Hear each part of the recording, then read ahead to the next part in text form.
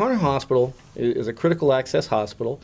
We're licensed for 23 beds. We're staffed at 16 beds. We provide both acute care stays as well as swing bed stays or restorative care for those patients who need rehabilitative services before returning to home.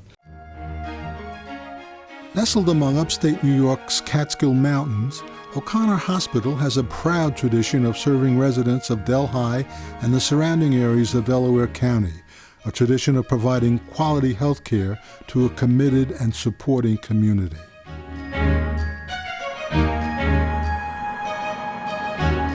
We have a very strong commitment from our community. There hasn't been a time when there hasn't been a need for support for O'Connor Hospital that the community hasn't been there. That tradition of community involvement goes back more than 50 years, to 1921, when Mr. and Mrs. Henry Cannon Sr. gave their property on Franklin Street to the village. It became Delhi Hospital. Delhi resident Willard Vetter shares some memories. Well, I remember Henry Cannon purchased the old hospital on Franklin Street. At that time, we would have like 3 doctors, where now we have about 12 or 14, I believe. And Dr. Flint, a personal friend of mine also, was a doctor who would visit us when I had 2 children, and he did house calls, which many doctors now no longer do. In 1945, the Hospital Guild was formed. Women from area churches supplied the hospital with jams and jellies and visited with patients. Twice a month, they met to sew, mend, and provide new garments for hospital patients and personnel. They had a sewing room downstairs in the first original hospital, and they had sewing machines there, and people would come, on appointed times, and that's what they would do, is they would sit around there and repair things that needed fixing. The women also set up a tribute fund for the hospital, and every fall sponsored a hospital tag day to raise money. We used these little bitty paper tags, and we had people stationed really good places within the village, at the grocery stores, a drugstore. They'd have an appointed place up by the courthouse and that sort of thing. And when they went into whatever building it was, or when they came out, if we missed them on the way in, we would, and people knew about it. We had lots of publicity, and people were wonderful about making a donation, and all they got in return was this little bitty paper tag, which they could put on their lapel or hang on a button or something. Vetter says by the late 1950s, a new, bigger hospital was needed. And it just no longer satisfied the needs of the community. Community leaders began a drive to raise $250,000 for the construction of a new hospital.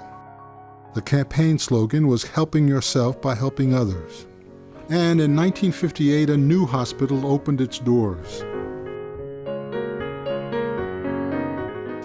I was involved in the original campaign to raise the money to build this hospital, which was in 1956 and 57. And all of this was funded by the O'Connor Foundation.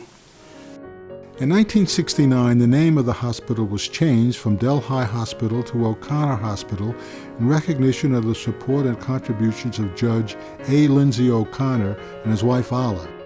When they asked the O'Connors came right up and did it. More construction and upgrades continued with the addition of a patient wing in 1970 and the addition of a medical arts building in 1976.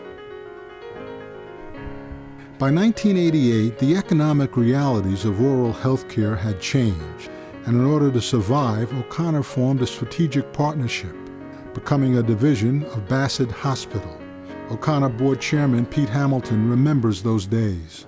Healthcare at that time was very difficult. There were pressures from the state, there were pressures from the community for something different, for more involvement, more healthcare.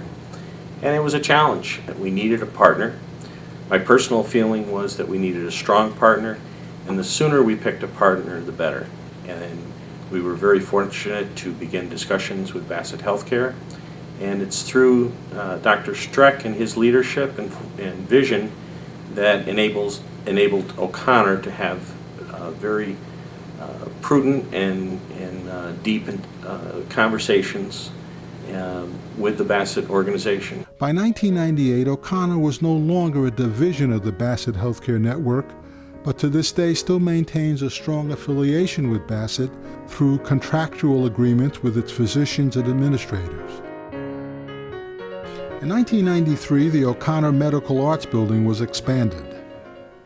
In the early 90s, we felt, again, we needed to bring the services up to another level here at Delhi, and the radiology project involved upgrades to our X-ray program, bringing CT to the hospital, as well as some renovations in terms of the structure of the building. I got here right out of the military in 1984 in February, and at that time we had a one-room X-ray department. Today we've changed over. My gosh, it's a whole new addition to the building. We've got CT scanning, mammography, ultrasound, DEXA scanning. So we've really come a long way in the 24 years I've been here. Unbelievable. In 1998, with donations from the Clark companies as well as local emergency response and fire units, a helipad was built. And 6 years later, another addition with new surgery, dental, and specialty clinics, as well as expansions of the physical therapy and pharmacy departments.